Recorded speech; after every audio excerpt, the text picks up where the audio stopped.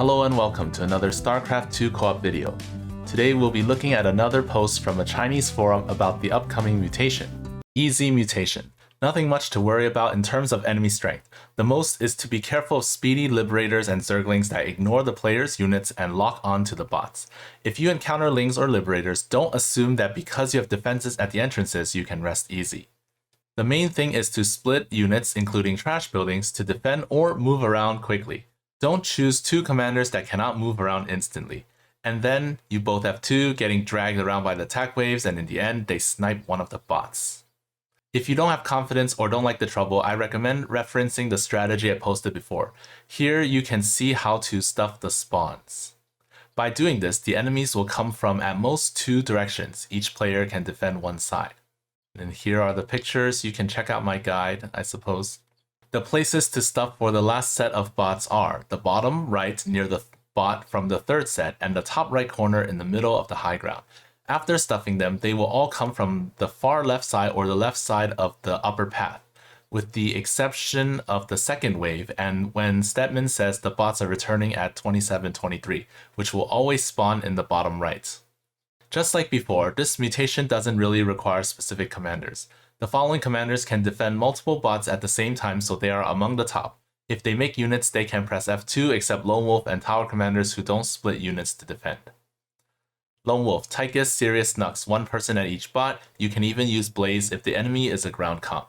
Swan, Carax, mass towers at important entrances done. Rely on top bar to clear areas. Manx P3, pretty much the same as above. Replace towers with bunkers. Put ESOs in the area north of the first spot on the high ground. Zagara P3, hero only in the early game. In the center where there's the big road, start putting bio launchers in the center in the back. The center of the map, I suppose it's on the low ground. Spores and spines in the front to spawn camp. Hero defends one path, Bane's Scourge defend another. This is like half a tower commander. Abathur P2, burrow swarm host, turn off auto cast on a toxic nest and attack that nest. If you didn't know, this allows the swarm host to produce locusts, but the locusts just will move towards that toxic nest. It's like a kind of tower defense. Brutalists aren't affected by concussive attacks. Of course, you can also use Ravagers. You can also stuff spawn points or spawn camp with toxic nests. Zeratul, position your Xel'Naga Omega ships. If you encounter Scourge, Vikings, etc., I recommend making backup Omega ships. Of course, Cannon Toll is also okay. Kerrigan, just don't pick P1. All sorts of Omegas come out wherever the attack waves are. Consider making spine spores with your extra cash to spawn camp. The attack waves, there are Omegas everywhere, Amon says, then attack everywhere. Phoenix P2. If you are a player who only knows how to group all champions and then go 1A 1A, then mass Stargates everywhere before defending the bots. 75 minerals for 600 HP, 600 shields. What need do you have for a bicycle? I don't get what this means. Leaving close to 10,000 minerals to get moldy is a bad habit, but the ones you use for actual production should be kept at home because time warp will reduce production efficiency. Dahaka, any prestige. If you're massing creeper hosts, practice spending your extra money on worms. First, you can maximize your economy, which is a good habit. Second, the locusts are a bit slow when flying to a bot, which may result in the bot dying already. Of course, in most cases, mass Tyrannosaurs is easier. If a wave comes from a strange angle, summon a pack leader. Stedman P2. Blue Zone is faster than Speed Freaks. Gary can also teleport with Stedalites. Stedalites that are stuffing spawn points aren't affected even when they are deactivated. Nova P1. Easy to stuff spawn points. Hero plus top bar on one side, Liberator, Raven on another. Also have airlift for emergencies. Against a ground comp, you can add tanks with mines and missile turrets on one side. Consider making E-base to stall with your extra cash. The week after is Double Edge, Self-Destruction, and Mutually Assured Destruction on Chain of Ascension. Okay, the best units for this mutation are ones with the Frenzy tag. Not only are they unaffected by concussive attacks, but they're also unaffected by Time Warp. This means that they only have to deal with Speed Freaks. If the enemy comp is good, Zerg commanders can make Ultras. Abathur can make Brutalists, which will deal the majority of the damage, and can make other stuff to defend another path. The duration of concussive attacks sticks even when a hero unit is dead, so if an outlaw dies and is revived at the bar, if Nova dies and then uses one hell of a healing device, if Dahaka dies and eats a bunch of drones to revive, the debuff will still be there. Another thing is that even though Ultras have the Frenzied passive, the Cocoons of Kerrigan's reviving Ultras don't. So if an Ultra is hit while it's reviving, it will be slowed once it has revived. The way to deal with this mutation is already in the name, slow and steady. If you don't have the ability to cover multiple fronts, then don't be greedy and go after encampments and bonuses. Just stick to defending the bots. If you fail anywhere, it's generally because you assumed your ally will defend and you went off to clear the big encampment up top, then realizing your ally couldn't hold and you couldn't return because of concussive attacks. As for concussive attacks, Tychus's Metavax and Sam's Supercloak remove the debuff, so Sam can run around the whole map.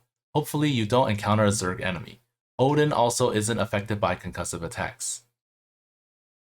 Okay, and then this one, as long as there aren't reanimators, killbots, props, etc., losing because you pushed the big base is deserved. It shouldn't be considered in normal discussions. Okay, and then we skip a bunch of posts because they're irrelevant, and we get to the one about everything, all the commanders. Of the 3 mutators, I feel that the hardest one is Time Warp. Raynor, step 1. If you see explosive threats, just quit. Even if you have Firebats, you can't withstand Speedy Banes charging in. The rest is Marines charging into encampments and then making bunkers. Spider Mines and Vikings on the outside. Kerrigan, Omega Worms everywhere for mobility. I don't recommend Mutas because your units will definitely get hit. Artanis, just make Zealots on site. Swan, clear encampments, make towers, done. Sagara, Lings and Aberrations protect Banes. I recommend using Kerrigan's Omegas to get around quickly. Carax, clear encampments, make towers, done. Nova, need good reaction speed to throw down some Raven turrets. Not many problems other than that. Do whatever you want with mech against their units. Avathur, Swarm hosts, party it up. Borazun, as long as you have a way to take out their detectors, you can kill willy-nilly. Even better if the enemy consists of entirely ground units. Han Horner, if you don't make Hellions, you might as well not play them. Stukov, spawn camp with bunkers. Even though I have grown legs, what does concussive attacks have to do with my buildings? Alarak, a mutation where supplicants will get eaten in pretty large quantities. I recommend going mech with supplicants in front, vanguards, wrathwalkers, destroyers in the back, attacking in the direction of the objective. If you want to make ascendants, you need to consider where the speedy attack waves will be. Tychus, lone wolf one-shots everything.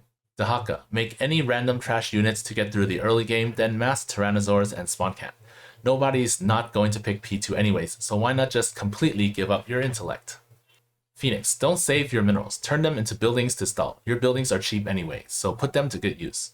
Manx, does this look familiar? This scenario plays out every day, referring to dropping 6 desperate soldiers in a bunker that becomes exploding troopers. Stedman, what can I say about this guy with these stats? Even if Sun is he's some kind of pro player, chooses P1, he can win. Stedman just needs to spread Stedalites. If Amon wants to snipe the bots, he has more things to think about. Zeratul, our Zelnaga Void arrays only need 200 minerals to move around instantly. If you don't like bringing units into battle, our Zelnaga cannons can be protected anywhere. Once they're down, they can automatically attack enemies, no need to think about anything except money. And the next guy, just make some trash buildings to stall. For example, 150 minerals for 1500 HP eBay. If you dislike the fact that it can't fly, then you can make a command center, 400 minerals for 3000 HP.